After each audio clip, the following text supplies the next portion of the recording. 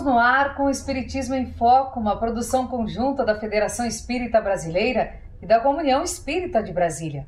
A nossa convidada hoje é Ângela Bussolotti, uma querida companheira que trabalha na Federação Espírita do Distrito Federal. Seja muito bem-vinda, Ângela. É um prazer recebê-la, ainda mais para falarmos de amor. Amor. O prazer é meu. Eu estou muito feliz de ter sido convidada para o programa. Ângela, anda muito difícil amar ao próximo nestes dias? Sim, anda muito difícil porque o egoísmo ainda é, como diz Emmanuel, o problema maior da humanidade. Mas se a gente seguir as instruções de Jesus, a gente consegue.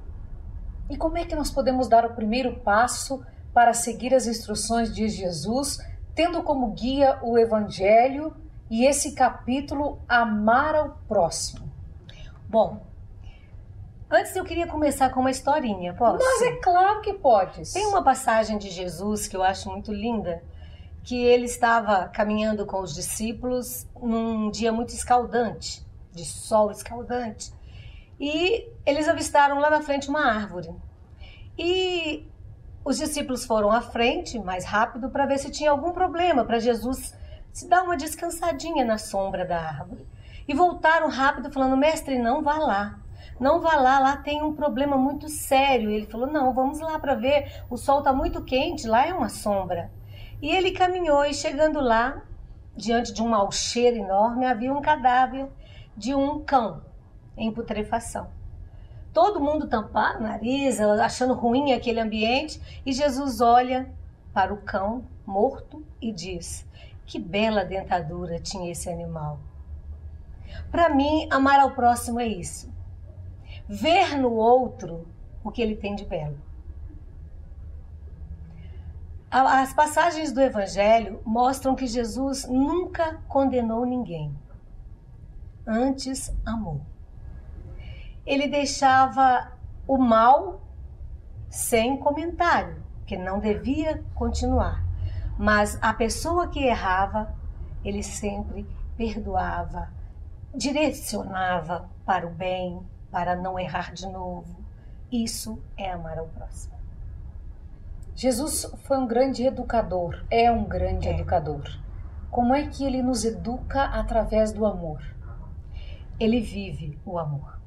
Ele é o amor. E uma postura que a gente tem que tomar é pensar sempre em como Jesus agiria se estivesse em meu lugar.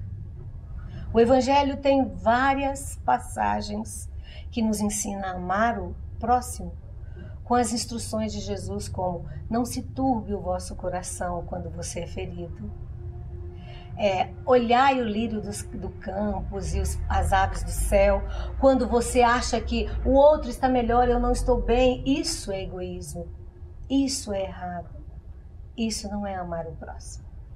Então, quando a gente pensa que nós somos um animal social, prova disso você vê são as crianças que são encontradas em florestas abandonadas, que cresceram numa floresta sem contato com a civilização.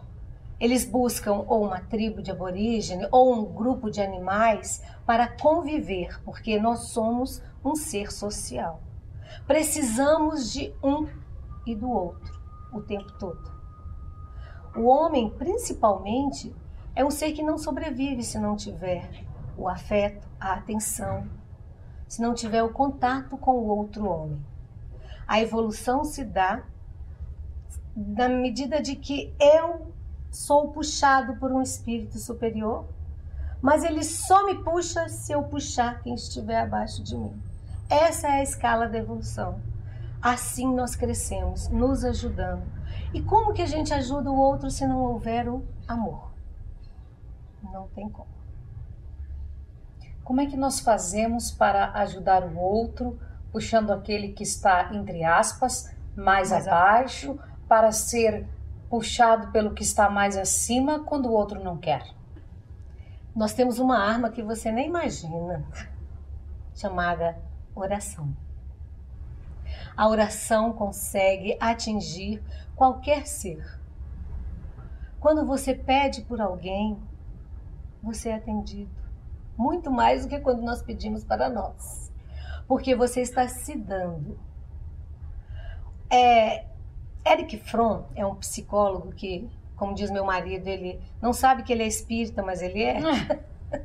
Porque ele tem o livro Amor, de Erich Fromm. É interessantíssimo que ele fala o seguinte: quem ama, cuida. Quem ama, respeita. Quem ama, tem responsabilidade pelo outro. Então, quando o outro não quer e você não consegue se aproximar dele, você tem como pedir a Deus intuição, orar por ele, pedir que ele siga o caminho que deve ser para o bem dele. E eu vou te falar, a gente consegue tanta coisa com a oração. Uma vez eu vi num bannerzinho escrito assim: a oração é a fortaleza do homem e a fraqueza de Deus. Como se Deus fosse fraco, sim, né? Sim, sim. Mas entendeu o sentido? Sim, claro. É nela que a gente consegue receber tudo que a gente precisa. Então, todas as vezes que você quer ajudar o próximo e ele não aceita, você deve orar e pedir intuição a como chegar até ele. Mas o fato do outro não aceitar, para mim, não é o maior problema. O maior problema é o saber ajudar o próximo. Porque se você ajuda uma pessoa mais do que ela realmente precisa, ou ela nem quer e tudo, você pode estar desestruturando a própria programação de vida dela. No livro Nossos Filhos São Espíritos, ele conta uma história de um casal que trabalhava numa favela e se encantou com uma criança na favela. E tirou a menina da família e levou para casa e criou a menina, dando de tudo e até mais do que era necessário. A menina se tornou uma pequena tirana. Ela prejudicou os pais adotivos, prejudicou a família e, pior, ela perdeu a oportunidade de crescer na vida que tinha sido dada a ela de ficar na família pobre. Então, a gente questiona, eles fizeram bem? Não. Tentaram fazer o bem, mas não fizeram. Então, qual a forma de ajudar?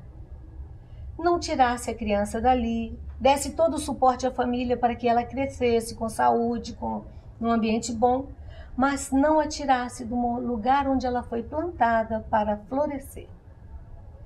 Isso, para mim, é o mais difícil. Quando eu sei que eu estou ajudando, quando eu sei que eu não estou viciando o cidadão.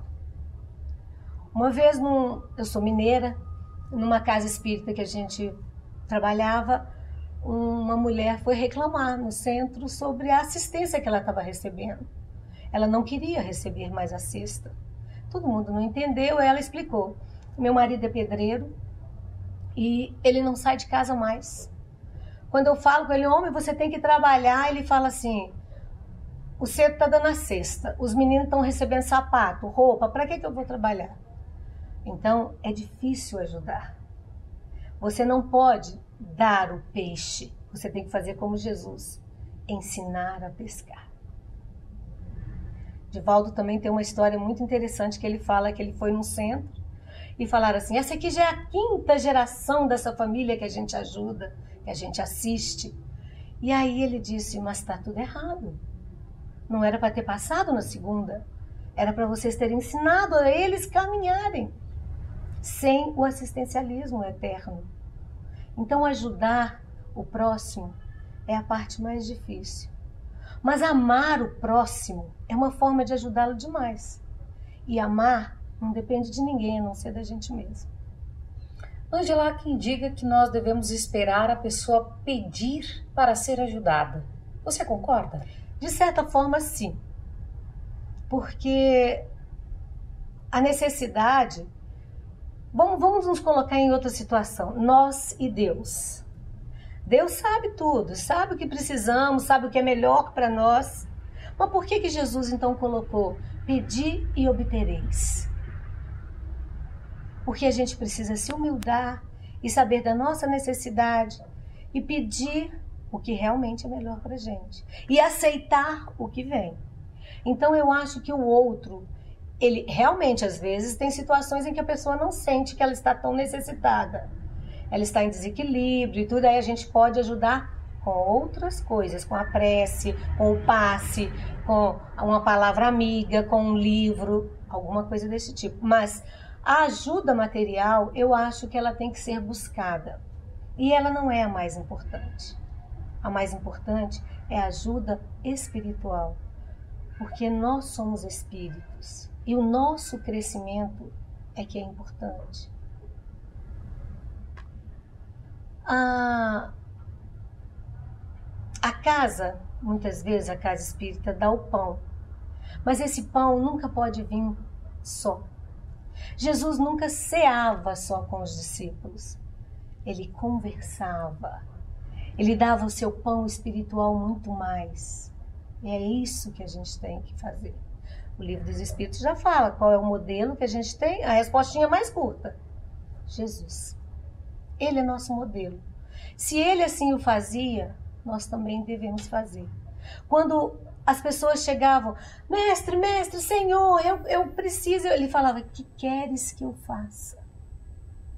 Ele esperava que o outro pedisse. E ele dava o que o outro realmente merecia.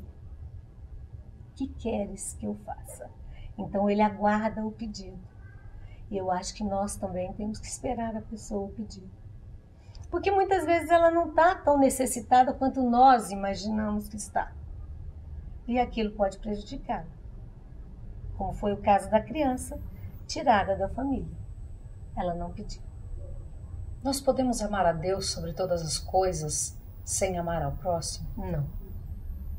Jesus disse que era o primeiro mandamento. Amar a Deus sobre todas as coisas e ao próximo como a si mesmo.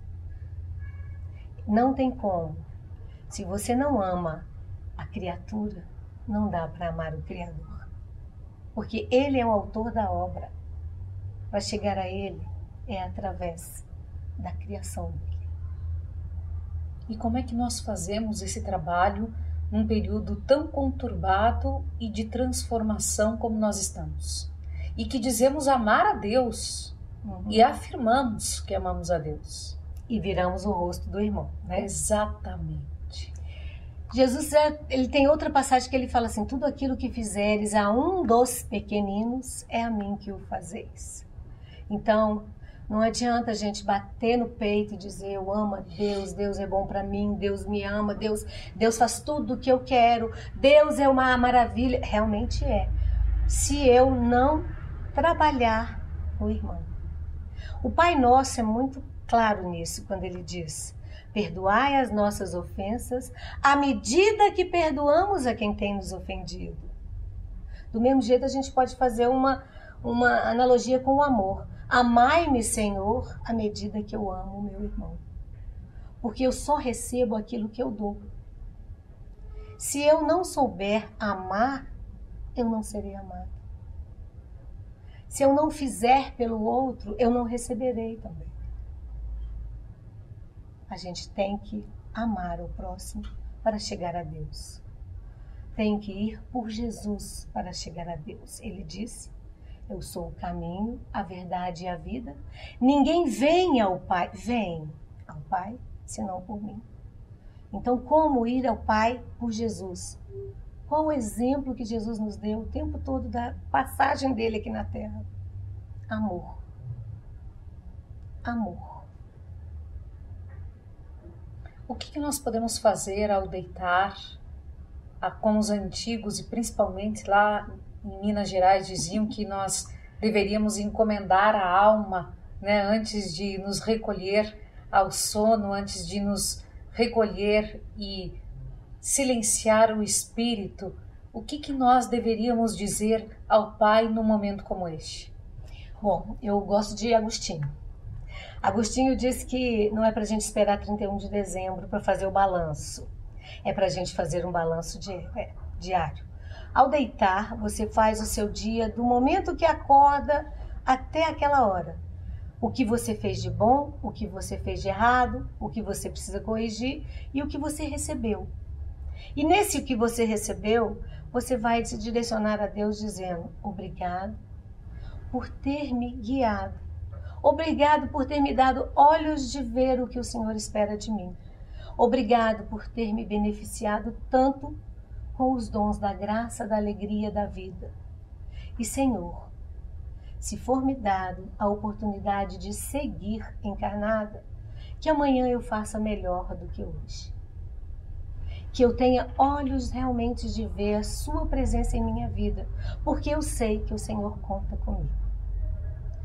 E se não for me dado, se eu precisar encomendar a minha alma, que o Senhor possa verificar como será feito todo o bem que eu fiz e contar a meu favor para que essa transição ocorra da forma mais tranquila possível. Eu sei, Senhor, que eu devia ter feito mais.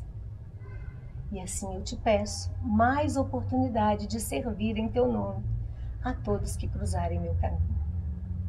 Assim você encerra o seu dia, se colocando na mão de Deus para que você possa produzir mais por Ele.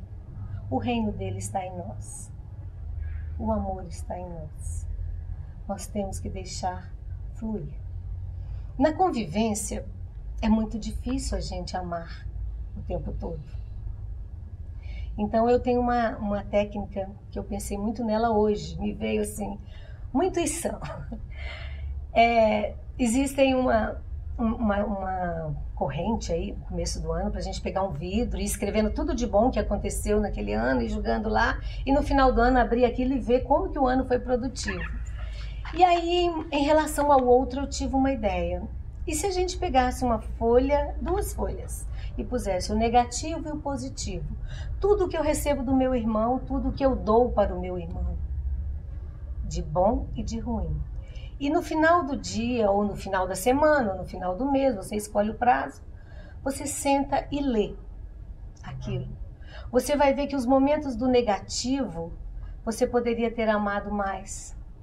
São tão ínfimos as atitudes que nos ferem, que nos magoam, que a gente perde um momento de amor. E fala a verdade, qual o melhor sentimento do que o amor? Nenhum. Todas as virtudes são lindas, mas o amor é maravilhoso. Então, quando você vê que você desperdiçou aquele tempo, você começa a se educar. Não, isso não precisa me ferir. Isso eu posso, como diz André Luiz, olhar o irmão como um doente. E aí ajudá-lo, dentro do possível, na sua doença. Estar ao lado.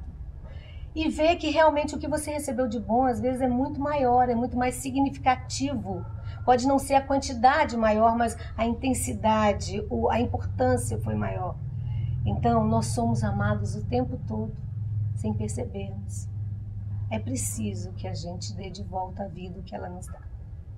E agora eu gostaria que tu, olhando para aquela câmera, ao encerrar o nosso programa, contasse uma história de amor, de uma maneira bem intuitiva mesmo, para que despertasse em cada um de nós muito mais do que tu já despertaste neste momento de conversa, de amor, e para que nós saíssemos daqui doando muito mais do que nós já recebemos. No livro Boa Nova, nosso irmão traz a história de Joana de Cusa. Joana de Cusa é um exemplo de amor a Jesus, como eu nunca vi. Ela teve uma vida muito sofrida na alta sociedade romana, sendo mulher de um homem importante. Só que seu esposo era um homem que servia aos romanos e aos judeus, porque ele não queria perder os privilégios que aquilo promovia a ele. E quando ele foi descoberto, essa dupla face que ele tinha, ele foi mandado fora dos 2 lados e não resistiu e faleceu. Ela, com um filhinho, teve que se tornar uma faxineira das casas em que ela costumava frequentar como madame. Mas ela já tinha estado com Jesus, na época em que o marido ainda estava vivo. E Jesus disse a ela: "Sê fiel ama. E ela prosseguiu a vida. Quando o marido desencarna, ela continua labuta. E como cristã, numa noite ela foi presa, ela e o filho, nas catacumbas daquela época. E ao ser colocada no circo, numa fogueira, ela de um lado, o filho do outro, o soldado chega até ela e diz: abjura, mulher, abjura que salvaremos teu filho e você. O filho, em desespero com a morte próxima, grita: mãe, mãe, abjura. E ela diz: não, filho, Jesus pediu fidelidade.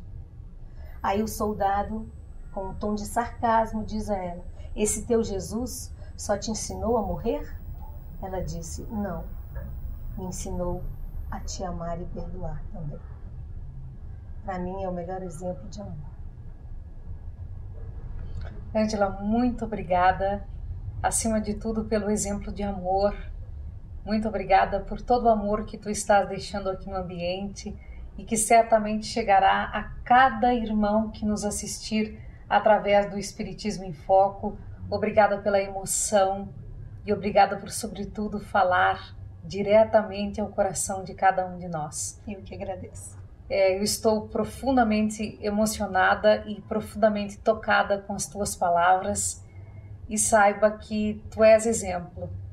Muito, mas muito obrigada mesmo, e volte sempre. Com certeza. Volte sempre, sempre mesmo. O Espiritismo em Foco termina agora e nós voltamos em uma próxima oportunidade. E se Deus quiser, amando mais e mais. Até lá.